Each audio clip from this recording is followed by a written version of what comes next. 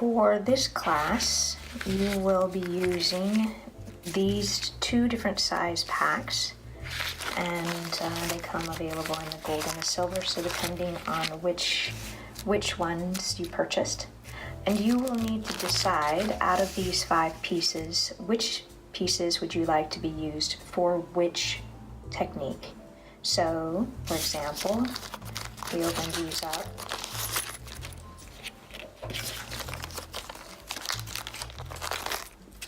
You could use 2 of them for this technique. So we can say this one and maybe this one. And then for this technique, you could use this one. And for this technique, you could use this one. So this could actually even be used as this one too and have it dangle down. Or you could switch these around and have it like this. So it just depends. You will need to design and decide how you want to use your pieces for each of the techniques. Nunn Design bezels are cast lead-free pewter, and then they're plated. These are plated with 24 karat gold, and the silver are plated with the 0.999 silver. They also are oxidized to give them this aged look, and this oxidization often has a lot of blackening on here that we don't necessarily want, especially when we're working with a white crystal clay and with resin. So to get those items off, that oxidization, you want to use a little bit of rubbing alcohol. Go ahead and open up your rubbing alcohol, get it fully, the tip of it fully covered with a little bit of the alcohol, and then you're going to just clean the insides of the bezels. You can also use a wet wipe. I'm mostly concerned about a couple of different areas. One, I'm interested in making sure that it's clean inside of the bezel and alongside this top edge, because we're going to drag resin over the top of that edge in 2 and 3, parts 2 and 3. And then sometimes when the resin overflows and it gets down into this area down here, and then you have to pick off the cured resin, this plating, what you see blackened, will be lifted up. So I'm just going around and just making sure that I can get as much of that oxidization off the piece as possible. And then I will also come in with a wet wipe and see how it's lifting up. We just want to make sure that it's consistent all the way around. So go ahead and clean all of your bezels thoroughly and fully to make sure that the oxidization is not going to interfere with both the crystal clay and with the resin. So go ahead and clean all of those bezels until they're finished. Once your bezels are clean, you'll want to open up your package of crystal clay, take out the gloves and the part A and the B. That was the 25 gram pack, but it's also available in a 50 gram pack. So you'll open these up, pinch off a bit of A and B once you've put your gloves on, and then you will mix this together fully. This is always the color, part A. Part B is always the resin. And these are completely fine until they're activated. And then once they're activated, you have 90 to 120 minutes to work with the clay until it starts to harden. So by mixing them together, that is what's activating the clay and making it the epoxy clay that is so very awesome. You can embed in it, you can sculpt it, you can texturize it, you can colorize it, you can smokes, just all kinds of stuff. So go ahead and mix the clay fully until it's no longer marbled and it'll be one solid color.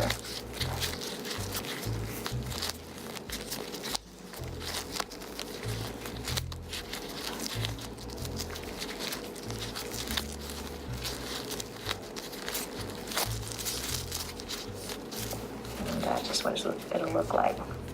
Once the clay is mixed, you can take off your gloves because it's when that B is in its raw form and not neutralized or activated by the part A that you want to be wearing the gloves. But once those two are mixed together, and it's been activated, you can take off your gloves to work with the clay.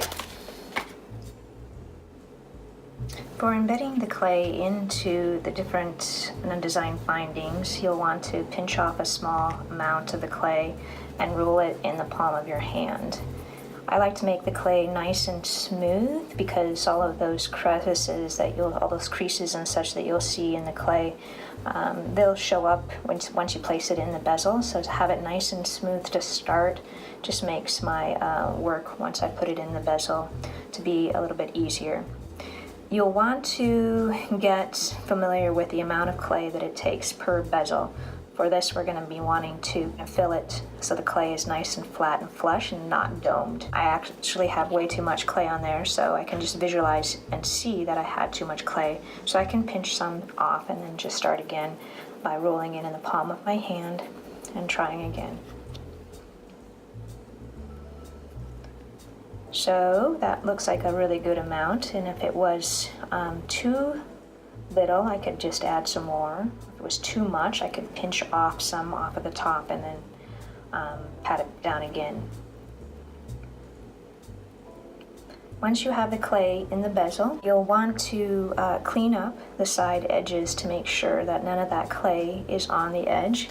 And you can either do that with a wet Q-tip or you can do it with a wet wipe. I have a couple of little fibers in there that I'm not really too worried about, but if you wanted to get those fibers out, if you thought that they were going to be visual, you can actually pick them out with a toothpick and then continue to pat it down. So go ahead and fill all the bezels with the crystal clay, and then wipe them down with a toothpick and a wet wipe. Let me show you how to fill like a navette or something that has more of a triangle shape. It's just a little bit different than doing a circle. You'll go ahead and just pinch off a small amount and then roll that into a nice ball. And then I actually like to either pinch a little bit of it right at the beginning so that I can just kind of cram it into that one little corner, and then press it down and get it started, and then push it with your thumb that direction so it fills this next corner over here, and then just pat it down fully and use a wet wipe to clean that one too.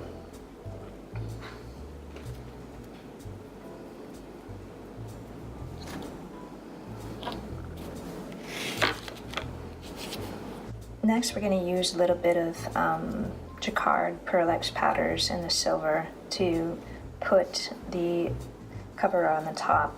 Go ahead and open this up. I like to lay a piece of plastic down on my work surface because this can get all about. Put a little bit of the PearlEx powder on the end of a Q-tip, and then you can just go ahead and zoom in there a little bit, and you just smear it right around the surface of the crystal clay inside of there. I made my crystal clay very smooth by just brushing over my wet wipe. And I'm not going to worry about cleaning that up right now. I'm just going to go ahead and let that sit, and then the clay will cure and I can wipe away the PearlEx powder. If I wipe away this PearlEx powder now, I will remove it from the clay. So that is it for this particular technique with the PearlEx powders. Once the PearlEx powders are cured, this is one that's already been cured, you can go in with the wet wipe and wipe away all of that excess PearlEx powders, and it'll be cured on the clay. Clay cures in 12 hours. It'll be hard, but it continues to cure over time, and then you can assemble them into some necklaces or however way you would like to assemble them. For applying the mica flakes onto the wet crystal clay, you'll go ahead and mix your clay, fill the bezels, and while the clay is still wet, you're going to put the mica flakes into the base of the crystal clay. So for this, you'll need some mica flakes, and I like to put mine on a piece of plastic because it just makes it easier for me to scoop them and put them back into my container when I'm done. So go ahead and place your mica flakes onto your plastic. And then I like to use a toothpick, and you can get it wet with a little bit of moisture from a towel or whatnot. You just pick up the mica flakes and press them right into the crystal clay. And I'm moving my toothpick back and forth. I'll zoom in on that so you can see it a little bit better. So I'm picking up the mica flakes and I'm pressing them right into the clay. And you'll just continue to do this until the full surface of the clay is covered. I'm just picking up globs and sticking it on there. The base of them, where it's touching the clay, will stick, and then the rest I can rub off when I use the Q-tip. So once you have that in there, you can place it down onto your surface, or you can hold it in your hand and you can press the flakes down. You can see that some of mine are releasing as I'm using the Q-tip on there. And now my piece is fairly covered. And I'll go ahead for the next step of colorizing the resin and putting it over the top. Once you have finished with your mica flakes, you can take the lid off again and just scoop them back into the container.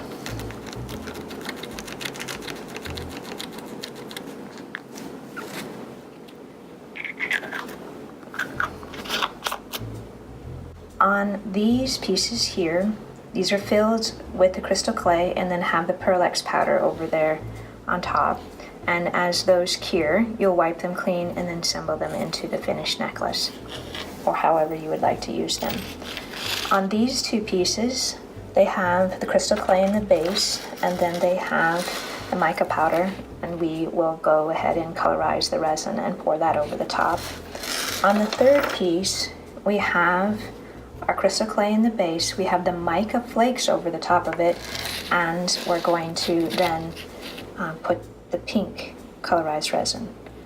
Now we're ready to colorize the resin itself. For colorizing the Nunn Design resin, I like to put a piece of plastic down. You'll have your stir stick and a mixing cup. You'll need part A and part B of the Nunn Design resin, and you'll also need some way in which to time for 2 minutes. First step you're going to do is you're always going to pour part A first, and you always pour it 1-to-1 equal portions, and the required portions is 1 tablespoon to 1 tablespoon. So I'm going to pour part A, up to the 1 tablespoon mark, and then part B. So I'm looking at where that mark is, and then I'm getting right down to eye level so that I can see exactly when I hit that mark, because I do want to have exactly 1-to-1 ratio. So I start out by pouring, and as I start to get closer to that mark, I'm tipping my bottle downwards so I slow down the pour, and I slowly wait until I get to that exact spot. I twist the top of the bottle, and then I'm going to wipe the excess off of the top and then put the lid on. And then I'm going to do the same for the part B. I'm going to pour 1-to-1. So I'm going to bring this one up to the 2 tablespoon mark. I'm getting right down next to the cup so I can see exactly when I get to that 2 tablespoon mark. I'm pouring, and as I get closer to that mark, I'm bringing this end of the bottle down and just letting it drizzle in until I get exactly at that line. Then I'm twisting the top of the bottle, ending the flow, and then I can wipe away the excess on a wet wipe and then put the top back on.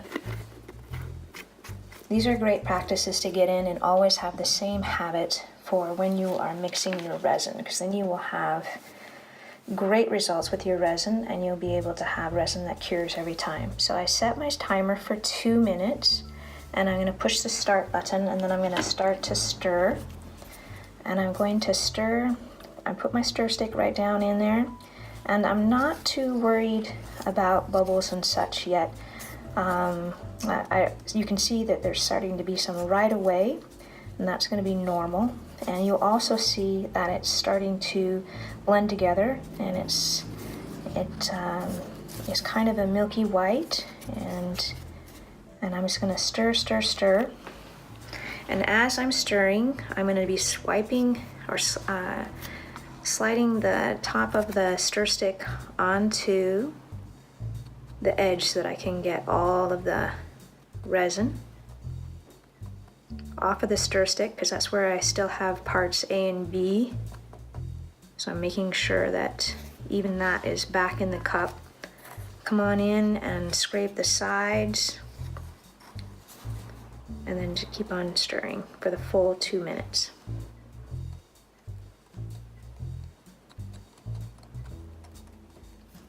Before I started to mix the resin, you will want to either watch one of the Nunn Design videos where I go into detail about all of the preparation for your workstation, how to prep your work environment so that you have a good air ventilation and your room temperature is ideally between 70 and 73 degrees.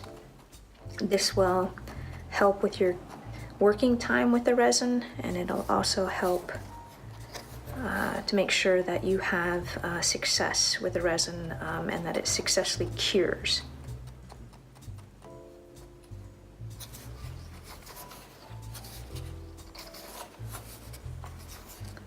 So I'm scraping the sides of the cup, I'm scraping the stir stick, and as you can see, I now have a nice clear resin.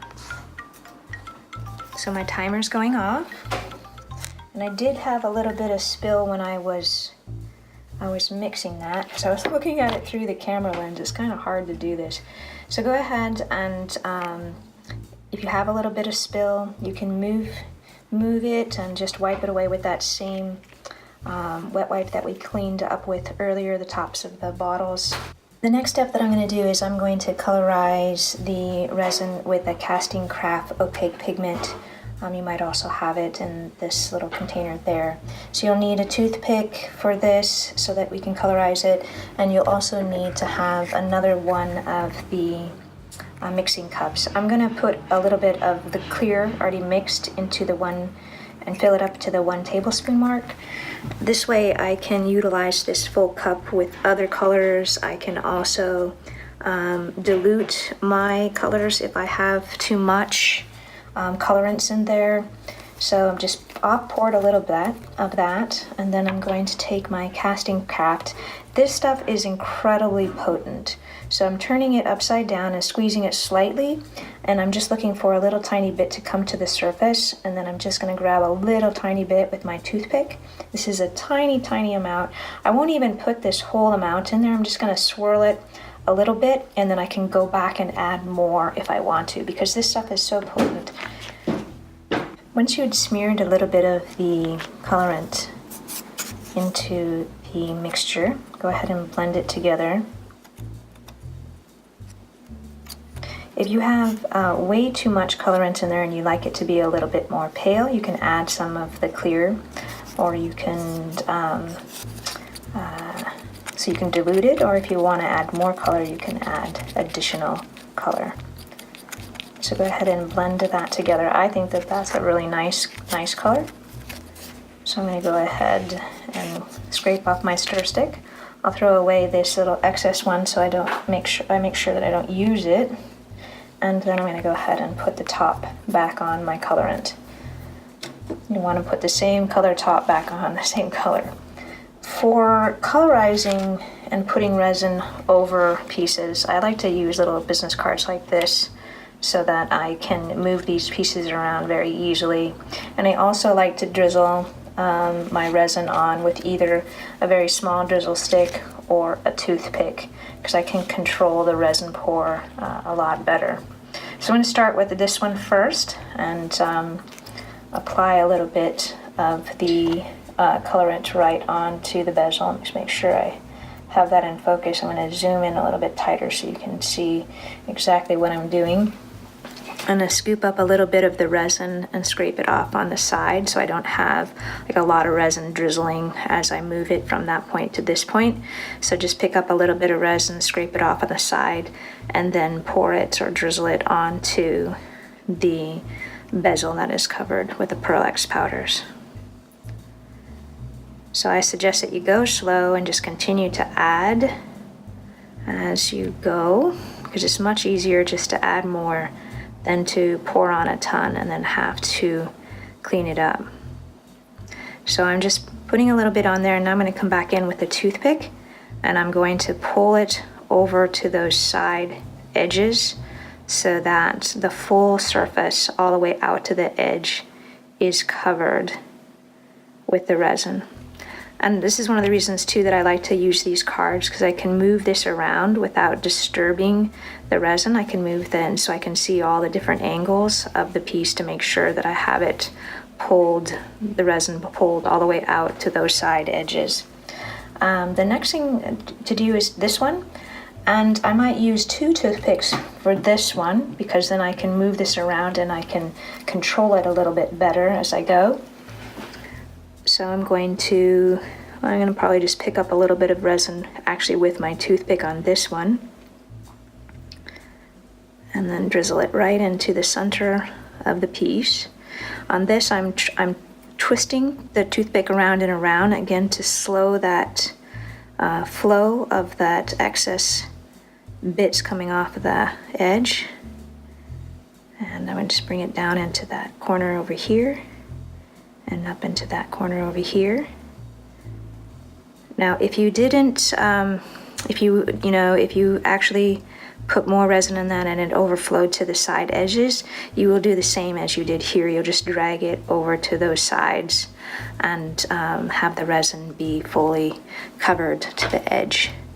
And then I am going to actually use a little toothpick here to kind of prop this up to make sure that that stays somewhat level and that the resin is curing at a level edge. So that is how you colorize the resin and place it over the crystal clay with the PearlEx powder.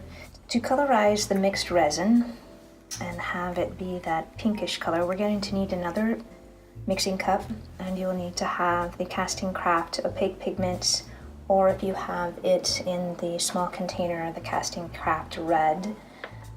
We're going to need to have a stir stick, and I like to have a drizzle stick and some toothpicks. I also like to have a business card that has some sort of plastic coating on it, like tape, for my work surface. And I also am going to need my piece that I have with the crystal clay and the mica flakes over the top of it. So we're going to go ahead and colorize the resin. Of our mixed resin, I'm going to go ahead and pour about 1 teaspoon of this into my mixing cup. And when I've poured it, I bring it up like this so that I can again end that flow and not have resin coming off the side of the cup. The Casting Craft is incredibly potent, so you're going to want to use it very, very sparingly. I'm turning it upside down just to get a little bit of flow started, and then I'm going to pick up a tiny bit, get a little bit more going there. I'm going to pick up a tiny bit on the end of my toothpick, like what you're seeing here, and then I'm going to smear it into my resin. I'm not going to even try to get all of it off of there because I can add more if I need it. I'm going to put the colorant down and then pick up the stir stick and blend that together. And that was really, really a small amount, and it'll be a very, very pale pink, which I like that.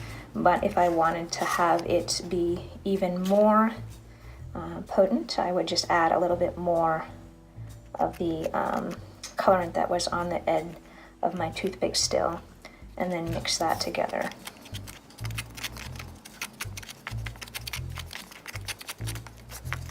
You can test it and see how it looks on your piece, and if you don't like it or if you think it's too pale, you can go ahead and add more colorant to it and then add more onto the actual piece.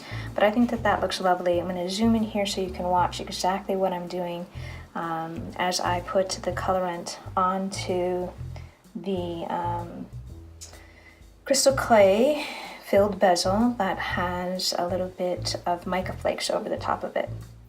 So with my stir stick or my drizzle stick, I'm going to scoop up a little bit of the colorant, and I like to scoop it onto the side so that I don't have the stringies coming off and getting all over my work surface. So just scoop up a little, scrape it on the side, and then you're going to drizzle it onto the bezel itself. And it's best to, so this is when I would say, that's not really much of a color, and I could add more of the Casting Craft opaque pigment if I wanted to my mixture. Just add a tiny drop more into my resin. Again, I just put that tiny bit there. I'm going to see, because you can see how just that tiny bit changed that color so much. Then if I put too much, I could go ahead and add some more of the clear resin that I have left over. But once I have that on there, I'm going to go ahead and scoop it up, scrape the side, and then drizzle it onto my piece. And kind of move that around and blend those two colors together.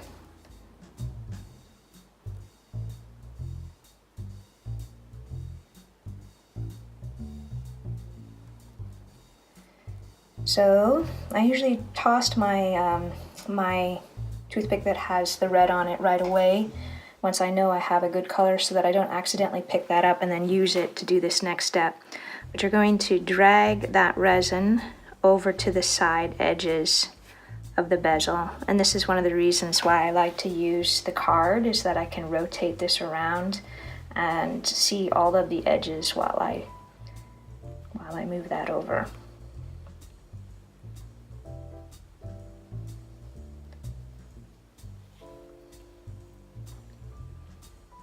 Then you're going to let that cure for about 12 hours, and then we'll do the next step. For the final part of this, we're going to take this shiny resin that's already cured. These are some pieces that I had done previously, and we're going to use a little bit of steel wool to create this more of a dull finish. And this is what's making the sanding of this is what's making this matte color. So what we're going to need for this is to put some gloves on, because the steel wool kind of gets all over. I put a little piece of plastic down typically so that I don't get this dust from the steel wool all over. And I pick up the piece, and then you're just going to gently, actually I'm not doing it too gently, I'm doing it pretty firmly, rub this until you get the desired look.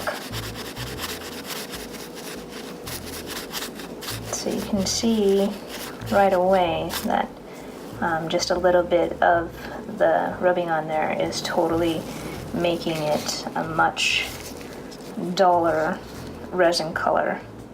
And what I like about that is that even if you can see through and you can see that, you know, maybe there's not mica flakes reflecting all the way through, it kind of takes that and makes it a nice dull matte surface. So you're just getting reflectiveness, not necessarily the flakes themselves.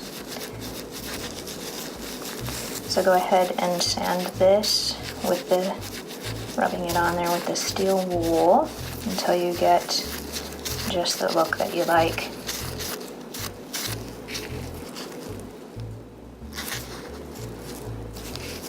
I think that when I did this one, I had poured the resin when the crystal clay was still wet, and one of the mica flakes came up to the surface, which is kind of a cool effect in itself. You can see it right when the light gets a certain way, and then you can't see it at all other times. So that's part of the effect. Then once you have it rubbed down and dull, just go ahead and take a wet wipe and wipe away the surface and get that nice and clean, and you'll be ready to assemble it into something fantastic.